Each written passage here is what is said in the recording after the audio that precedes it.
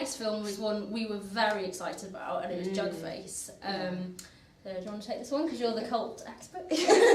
Well, I can't believe I forgot when we got caught yesterday by cameras. We had the tables turned. Oh yeah. For a vox pop, and it was like, oh, will you say something about going into the film? And I forgot to say about Jugface, like the easiest title I can remember. And easily, well, I'd say easily one of the best films. Yeah, I mean, it was. The difficulty with it is it's so difficult to classify, because even though it's kind of a cult, it's not quite. It's a community, I'd say. Yeah, a small community with their own significant ways and belief system. I guess. And what was nice about it is that there's the fact that you're thrown into it, like, with the mythology being told to you during the credits with illustrations, which is how the mythology would have been told to villagers, probably. I mean, I don't think there was nothing to suggest that they were particularly literate, for example. No, so it was would those be images, and that they were very strong, because the way that said everything to you, it was simple. simple. This is what we're getting into. Yeah, you went into it and you were like, oh yeah, that's fine, they do that, that's okay. And it felt sort of like, with the drawings, they were all like pastels, wasn't it? Yeah. And it was kind of like this sort of simplicity of explaining it. I felt like it's kind of like childlike in a sense. Yeah, and I guess because there's an element of sort of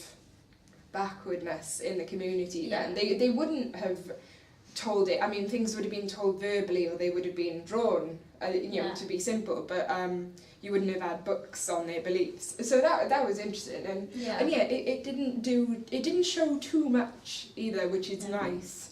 And it's coming towards the end of its festival run, so hopefully it'll get distribution and a strong contender, and more people will be able to see it. Yeah, it does have Lucky McGee attached to it. He's executive producer.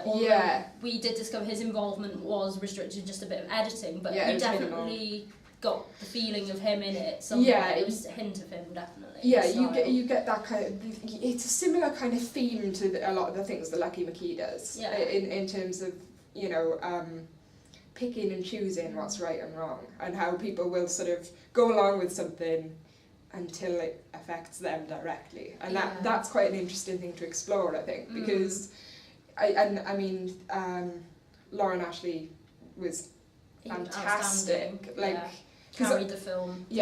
And what a change in Sean Bridges in that. Like, if you watch The Woman and you were like, this man is the scariest man alive. He is sick in the head. Like, see Jugface and see how versatile he is as an actor. I didn't even realise it was him, because he had a beard, didn't he, as well? He had a beard, and his manner was so different. He was like the nicest guy. He was the sort of friend, the confidant for her character, and what a flip. Yeah, I think that's one of the standout kind of things for me, that someone can go so different. I mean, we could talk about this movie in so much depth. There's so many interesting aspects to explore, but obviously we don't want to spoil it. No, definitely not. Because that's one you must see. Yeah, but if you have seen it, get in touch. We'll talk about it. Definitely. Yeah, we will. And then was it Chimeres after that? Chimeres, yeah. We were calling it like Chimeres or something yesterday, but now we know. Pronunciations. Well. Yeah, that was a vampire film, and it was a very welcome vampire film, because there's not been anything really decent in the sort of romance vampire transformation in a long time, and this sort of had a more subtle edge to it, but it just felt like you could believe in the characters, and it felt very realistic, and I haven't seen something like that since Midnight Sun a couple of years back. It was kind of that came out a little bit in it. Yeah, you could definitely compare them sort of favourably to one another, in terms of, they both treat it as addiction and the usual things, and there's all the sex appeal mixed in. But this kind of goes a bit mental at the end, doesn't it? Towards the end, anyway, it goes crazy, but it's in an enjoyable kind of crazy, and it's the kind of crazy you don't often see. Yeah. So that was so nice to get to. I think that's when we'll rewatch. Definitely. I mean, the plot was just basically about this couple who'd been together years, and you could really sense this closeness between them. I mean, the actors did have really strong chemistry, so you believed they were together,